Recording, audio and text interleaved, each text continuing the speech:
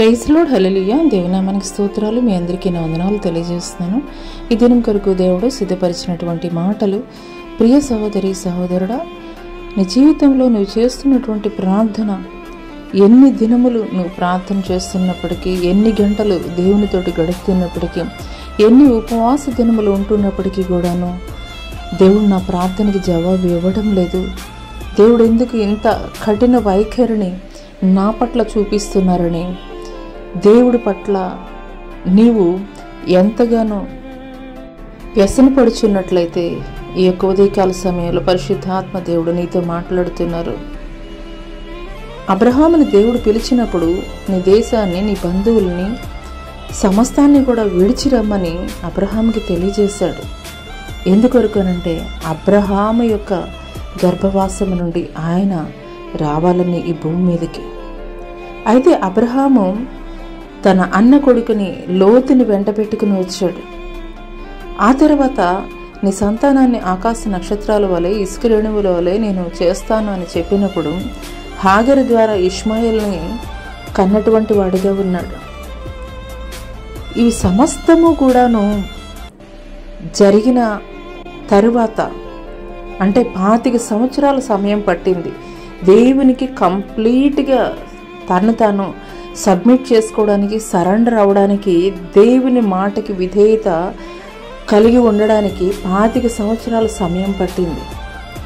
అందుకొరకే 25 సంవత్సరాల తర్వాత దేవుడు తాను ఇస్తానన్న అటువంటి వాగ్దాన పుత్రుడు ఇస్సాకుని బహుమానంగా దేవుడు అబ్రహాంకి ఇచ్చాడు. అబ్రహాము జీవితంలో 25 సంవత్సరాల సమయం ఎందుకు పట్టింది అనంటే ఆయన ఇవ్వడానికి సిద్ధంగానే ఉన్నాడు బహుమానాన్ని. కానీ పొందుకోవడానికి తగినటువంటి యోగ్యమైనటువంటి అర్హత అబ్రహాము కలిగి లేడు. కాబట్టే అటువంటి యోగ్యత పొందుకోవడానికి 25 సంవత్సరాల సమయం పట్టింది. కాబట్టే 25 సంవత్సరాల తర్వాత ఇస్సాకును బహుమానంగా ఇచ్చాడు. అదే రీతిగా పరిశుద్ధ గ్రంథంలో చూసుకున్నట్లయితే హన్నా ఎన్నో సంవత్సరాల నుండి సంతానం లేనటువంటి స్త్రీగా అయితే గనుక ఉన్నది. తన భర్త ఎంతో ప్రేమగా చూసుకుంటున్నప్పటికీ కూడాను తనకి సంతానం లేనటువంటి లోటుగానే ఉన్నట్లుగా అయితే గనుక మనం చూస్తున్నాము. యెహోవాయే సంతు లేకుండా చేసెను అనే మాటనైతే గనుక మనం పరిశుద్ధ గ్రంథంలో చూస్తాము.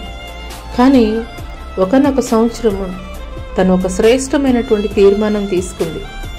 అది ఏంటంటే, నీవు నాకు ఒక మగపిల్లవాడిని దయచేసిన ఎడల నేను నీ మందిరంలో నీ పరిచర్య కొరకు నేను విడిచిపెడతానని తనొక తీర్మానం కలిగి ప్రార్థన చేసుకున్నది. తనొక తీర్మానం కలిగి అంగలార్పు ప్రార్థన చేసింది. ఆ యొక్క అంగలార్పు ప్రార్థన విన్నటువంటి దేవుడు దైవజనుడు ఏలీ ద్వారా మాట్లాడి గొప్ప ప్రవక్త అయినటువంటి సమూయేలుని బహుమానముగా ఇచ్చాడు.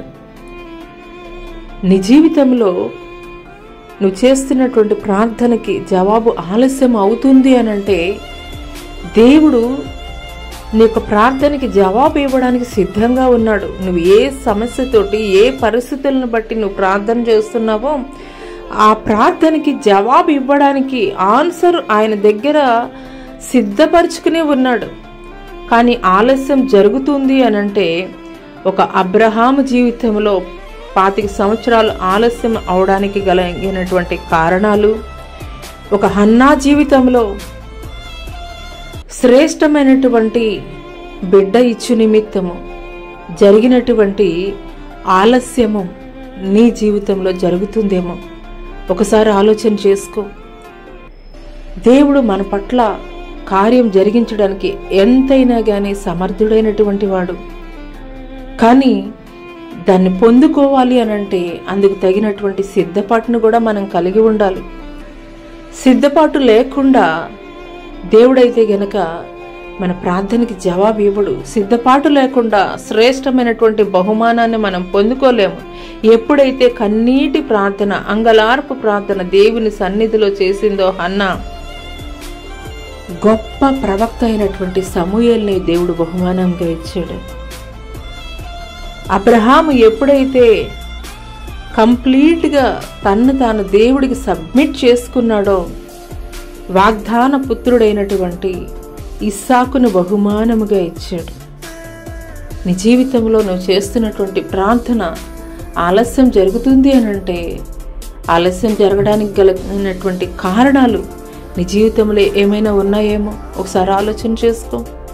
వాటన్నిటినీ కూడా నువ్వు ఎప్పుడైతే విడిచిపెడతావో దేవుడు నిశ్చయముగా నీ ప్రార్థనకి జవాబిచ్చేటువంటి వాడిగా ఉన్నాడు. అట్టి కృప దేవుడు నీకు దయచేయనుగాక. ఆమెన్.